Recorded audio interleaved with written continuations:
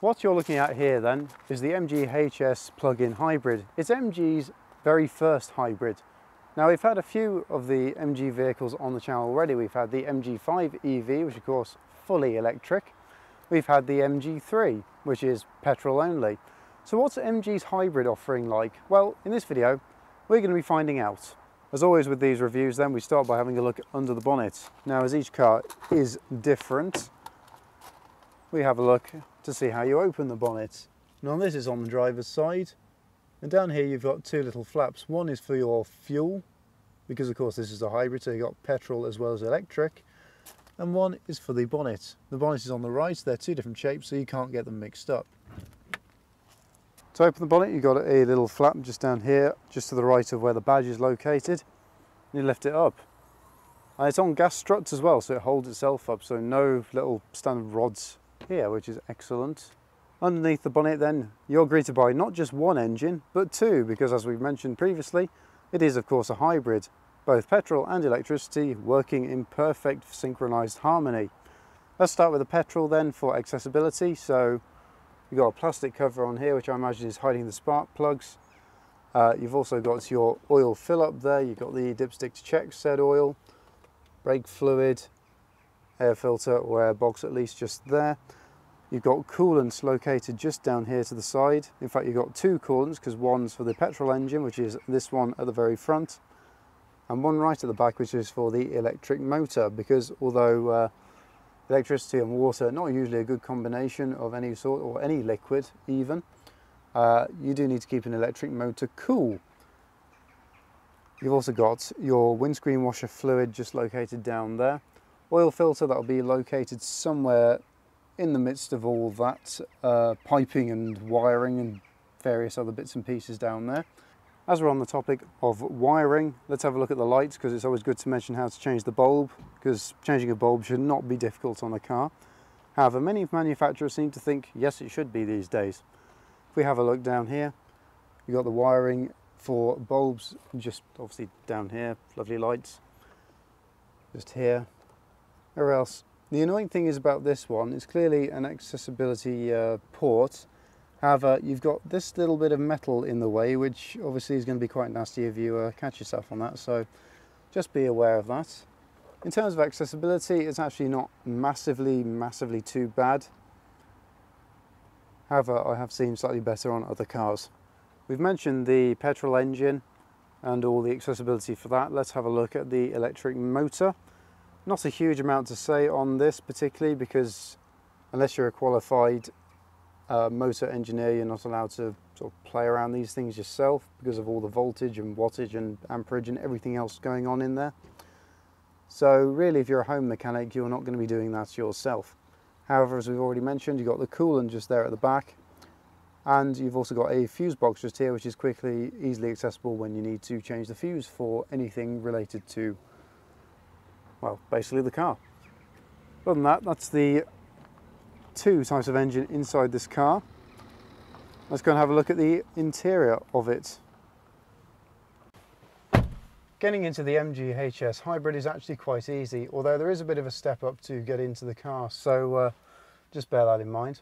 Also, the doors do cover the sill, so that means no more mucky trousers getting in and out of the car, so that is a well thought through feature of this car, so well done MG for that. However, as always with these reviews, we're going to start off on the driver's side and work our way across to the passenger side. So there's no better place to start than the driver's door. On the driver's door then you've got a small tweeter. It actually gives you a little indicator on here to show that the car's got blind spot detection, which is excellent. You've got soft touch material on the door card. Granted, it's not massively soft touch, but it is soft touch nonetheless. So at least that's somewhat comfy to press when you're in the car, although you're not going to be doing that too often, are you, whilst you're driving the car?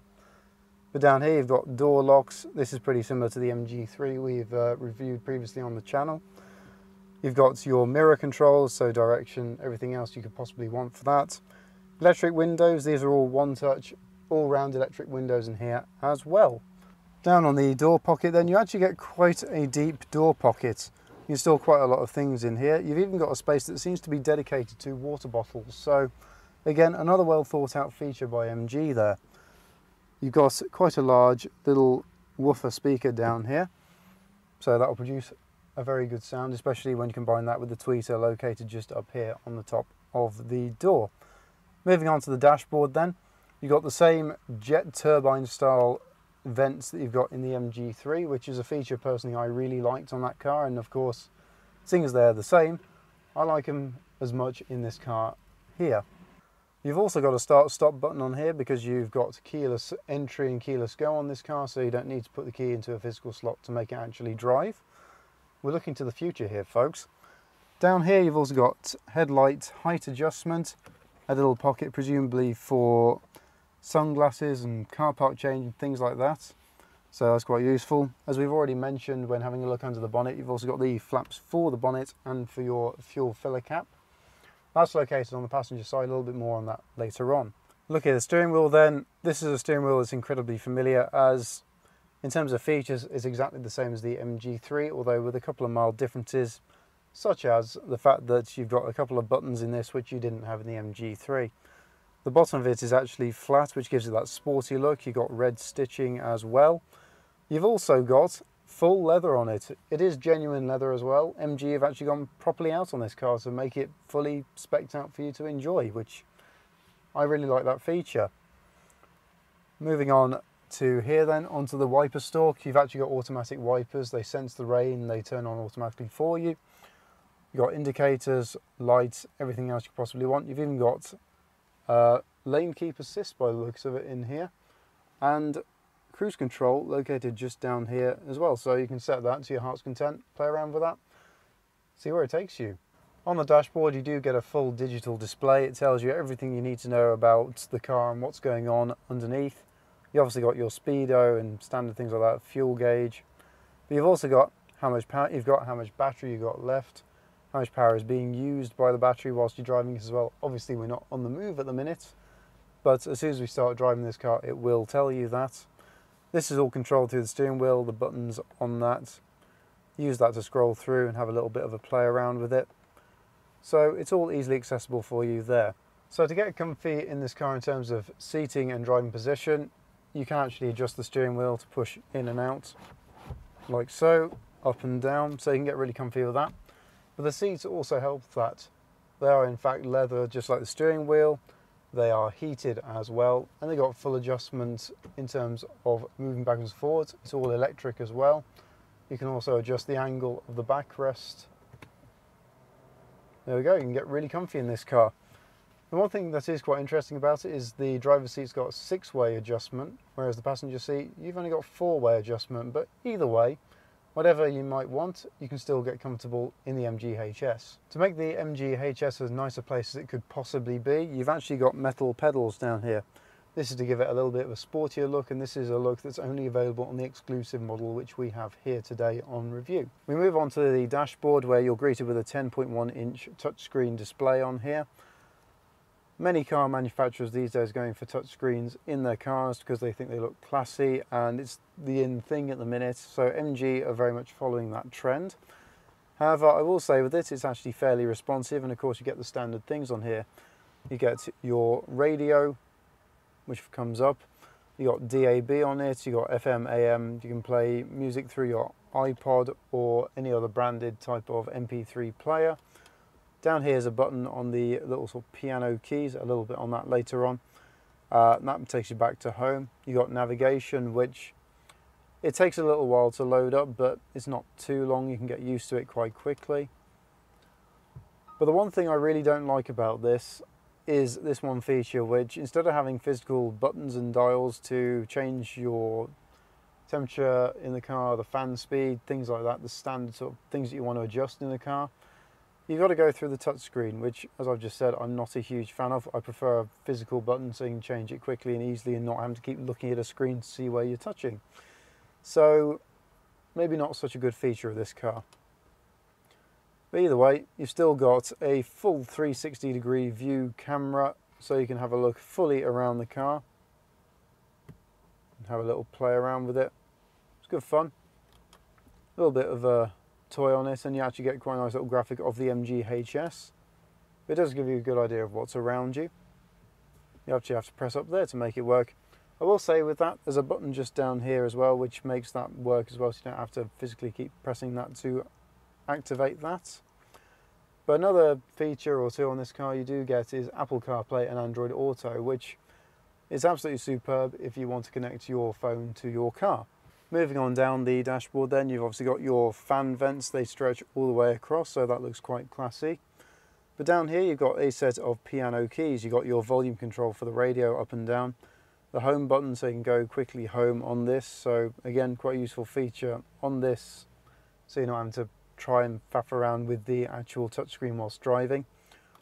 You've got this little car on here, which is basically all your driving assistance stuff. Your fan speed, it's a shortcut to press that, so it makes that all work. And of course you've got rear and front screen heaters.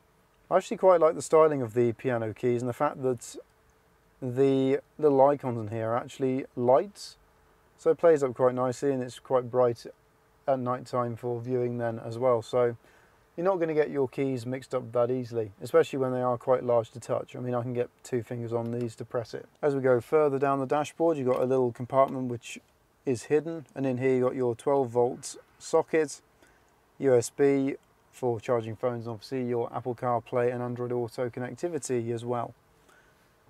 Other than that, there's not really anything else behind here. However, it is quite a nice smooth movement, and the fact that it's got this sort of polished stainless steel type effect on it really plays into the appeal of this car. As this is a hybrid, you only get an automatic gearbox with it. The standard petrol version, you do get the choice of a 6-speed manual, but in this, nope, you get a 10-speed automatic. You also got a few little buttons here. You got one to open the boot, a shortcut for your 360-degree view camera on the dashboard, you got your hazard warning lights, a button here which changes the car between petrol and EV mode, obviously your gear selector, whether you want forwards, backwards, neutral, whatever. You've got your parking, it's a switch. I'm not a huge fan of these either. I much prefer a physical handbrake, but then again, it's the in thing at the minute. Many manufacturers are doing it. So MG are not alone on this. Going on to the passenger side then, you've got the glove box. It's reasonably large. You can store quite a lot of documentation in there. What more can you want from a glove box other than storing gloves in there, of course? But you also get ambient lighting, mood lighting. That can be changed to different colours, and that can be done through the settings on your little touchscreen up here. Other than that, in here, in terms of the dashboard, you get plenty of soft touch material. You get nice little red stitching, which gives it a sporty sort of personality and look. You've also got stitching on the doors as well in white, which again plays into that look quite nicely. A feature you get only on the MG HS plug-in hybrid exclusive model is this panoramic sunroof. It gives plenty of light in here. At the minute we've got it closed, but if I open it all, it lets in plenty of light, as you can see. You've got all the buttons up here to activate it, and you've even got an SOS button should you obviously have the worst happen. Either way, all the buttons for the panoramic roof are located just up here. Perfect, well thought out MG. It's a nice place to sit. You're greeted with a lot of technology in here. It's all nicely laid out in here. I like the piano keys for the controls on the touchscreen. It gives a more physical option as well. You've got a simple layout. It's uncluttered, which I think it's very modern and it's very cool. Anyway, we've had a look around the front of the car. Let's go and have a look in the back. Getting into the back of the HS is just as easy as getting into the front. And you're actually greeted with quite a nice space, especially with the panoramic roof in it. It supplies a lot of light, it makes you feel warm, happy, and it provides that sort of open experience, which I think is absolutely fantastic. The kids will love that sort of thing. We start off with the space you've got in the back then, and how easy it is to get yourself comfortable in here. So knee room, you have about 10 centimeters of space. This seat is currently in my driving position, and I'm not exactly a short-legged person, so I've got quite a lot of room here, and it's easy to get comfy. I will say there's not a huge amount of foot wiggle room underneath the front seats, and that'll probably be due to the heating elements in there. However, you won't necessarily need to put your feet underneath them for too long, because you've got plenty of leg room all behind it, which is fantastic. Headroom, despite the panoramic sunroof taking up obviously quite a lot and making it a bit thicker than it maybe would be without, you still got a decent amount of it, which again, excellent. We have a look at the doors. You've got a tweeter there and a component speaker just down there, so This car's actually got a 6-speaker system, so you get a good surround sort of sound experience in here. Obviously you've got electric windows which go down as one touch, as we mentioned earlier. Put that back up. We have a look. You've also got a reasonably large door bin in the back, so again you can store a bottle in here quite comfortably, maybe up to 750 millilitres I would guess, maybe a litre tops. But either way, it's nice to have that option in the back. Obviously you can seat 3 people in here, and one useful feature is if you've only got 2 people in the back, pull this down, press this. Oh, neat. You get a lovely little cup holder. I love the way this all folds out. It presents itself very nicely. And you've also got a little storage space at the back, so maybe if you've got children in the back here, you can store maybe a small game of some sort, or phones or MP3 player, whatever. That's very cool. Just down here then, you got the air vents for the back of the car, and you've got 2 USB sockets as well. On the back of the seat, you've also got a little pocket, which I will say are not the best in design. They don't sort of fold around and mold around any items you put in there, as they are just hard plastic with a sort of elasticy strap. However, it is quite nice to have them. The view through here is quite cool as well. Obviously, when you've got a person sat in front of you, you're not going to see anything through it, but that I think is a neat feature. Definitely makes the seats look a lot more sporty. But one feature in here which I think is quite cool, which I'm going to demonstrate with this seat just here, is the fact that the seats actually adjust up. So you can either have it in a more reclining position or pull it forwards, so you get a bit more space in the boot, which I think is a really well thought out idea in the MG HS. The seats in the back of this car, just like the front, are full leather, so it gives you a nice little area to sort of sit back, recline and relax in. But if you've got a young family and you need a child seat in here, the MG HS has actually got ISOFIX points on the passenger seat and the driver's seat, obviously in the back of the car. You don't get that in the middle, so just bear that in mind. We've spoken about the features in the back of the MG HS Hybrid, so let's have a look at the charging of it.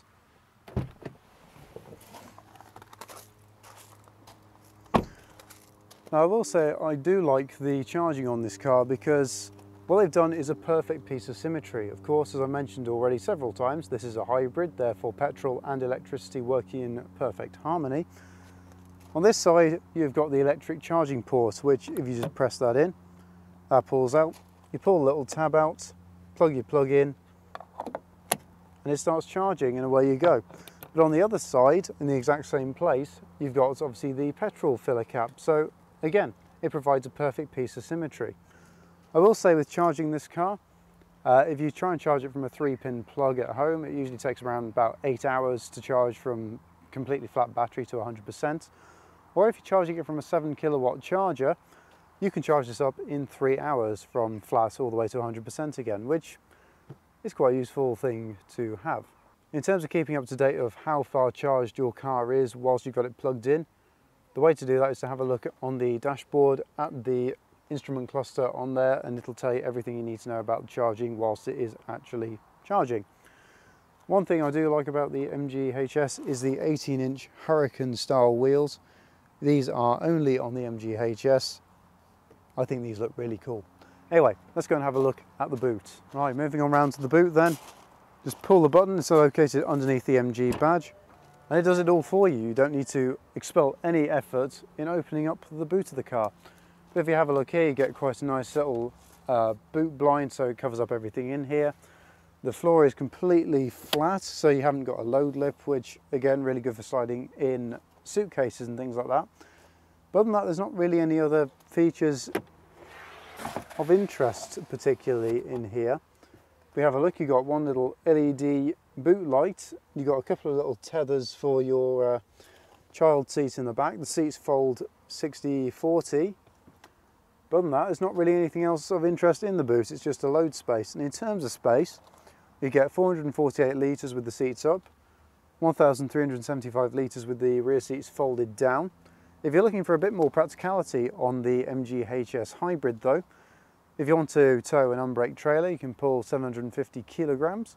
If you want to tow one that's braked, you can tow up to 1,500 kilograms. And if you're not up to towing trailers and you don't feel confident enough doing that, if you want to get a roof box, you can get roof bars for this. And with those roof bars, they can hold up to 50 kilograms in weight. If we have a look underneath the boot floor, usually this is where a spare wheel is kept or a tyre inflation kit. But if we have a look in here, there isn't really anything of that sort in here. You've got the battery, which isn't underneath the bonnet because everything else is sort of taken up by the electric motor and the engine. You've got a space in here to store your charging cables. You've got a fuse block. You've got access to what I can only assume to be the fuel tank, cooling. You've also got obviously your safety things such as towing eye, hook and everything else. Although it does look like you get some form of tyre inflation kit just located quite neatly in here. However, it is just a sea of foam holding a lot of things in place. So there's not really any extra storage underneath here unless you want to try and fit things around your charging cables. Maybe not such a good thing on this, but again, hybrids usually are cars that are packed with technology and rarely any space for anything else. So it's just something to bear in mind. With this though, as we mentioned already, the tailgate is electric in here. If you press the button, just be aware it doesn't have any sensors on it, so if you're standing underneath it, when it starts going down, it is going to hit you on the head. So just bear that in mind. As we mentioned, the MG HS does come with a reversing camera. That's located just here above the number plate underneath the MG badge. But you also get rear parking sensors. Unfortunately on this you don't get front parking sensors, which given it is quite a large car, that again is something you may want to bear in mind. With this all said and done then, now's the time we take the MG HS out for a little bit of a drive.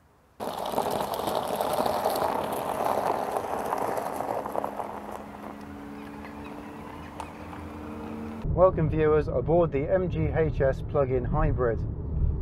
Now the MG HS hybrid was launched in late 2019 here in the UK.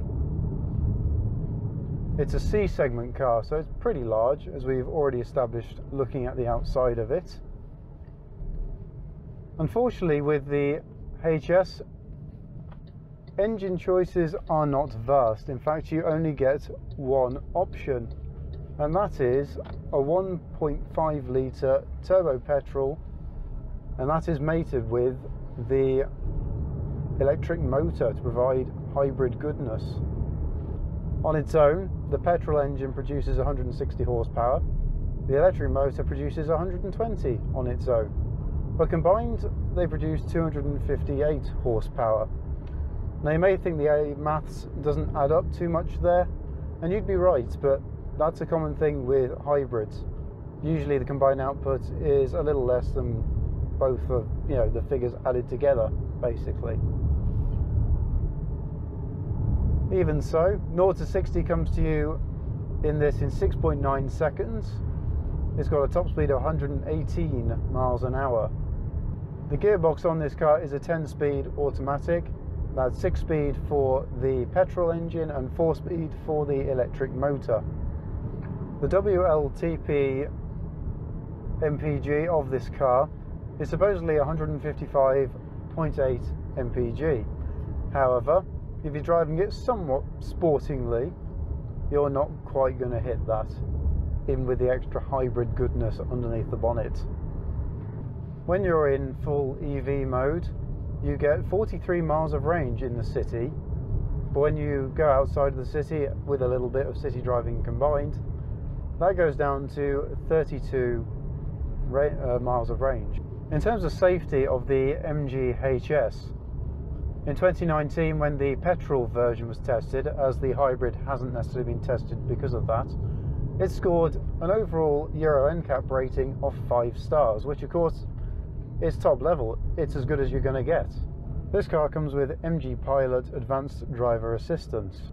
With that you get active emergency braking with pedestrian and bicycle detection, lane keeping assist and lane departure warning, traffic jam assist, speed limit assist, blind spot detection, which we've already mentioned when having a look around the interior, rear cross traffic alert, and intelligent high beam assist.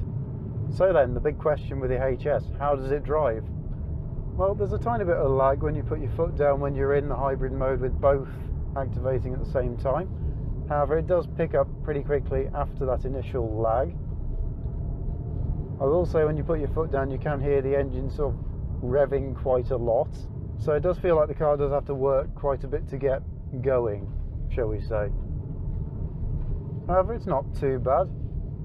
Certainly get used to it, and it's definitely quick enough. As I've mentioned already, it does 0 to 60 in 6.9 seconds, which is hardly slow.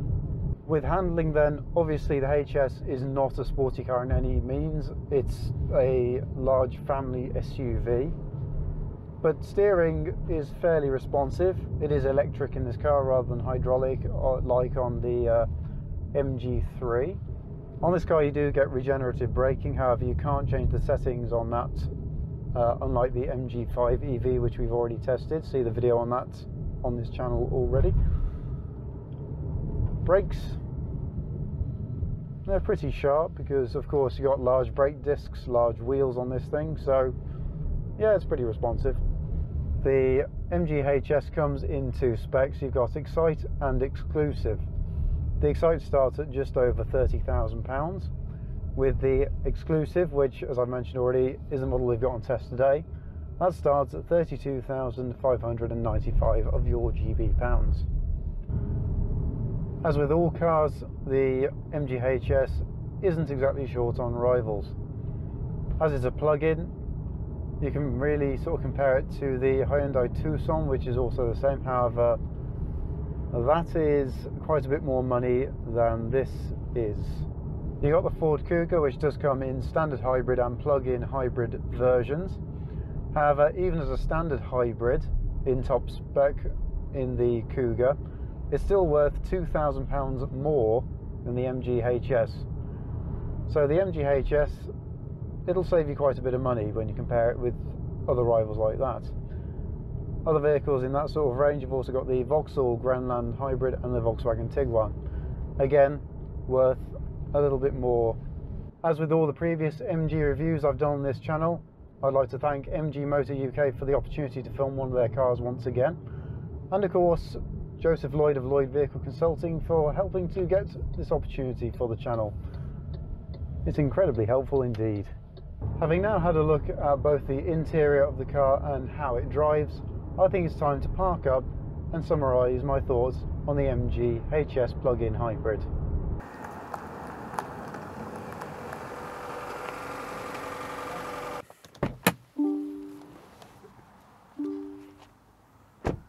The MG HS then is a very affordable hybrid SUV. Okay, it's incredibly quick, but it does have quite a bit of body roll, which can make the driving experience of it a little bit interesting. That said, it does come with a very competitive 7-year warranty, plenty of practicality, 5 seats, dual air conditioning controls for the car, dual heated seats. It's basically got everything you could possibly need in a car at this price range. So for that, the MG HS gets a thumbs up from me. If you've liked this review of the MG HS plug-in hybrid, don't forget to like the video, comment down below, let me know what was your favourite thing about the MG HS, and if you want to see more car-based content on the channel, don't forget to subscribe. There's plenty more of it coming up on the channel incredibly soon. Anyway, that's it from me for this week, so until the next video guys, for now I shall say farewell.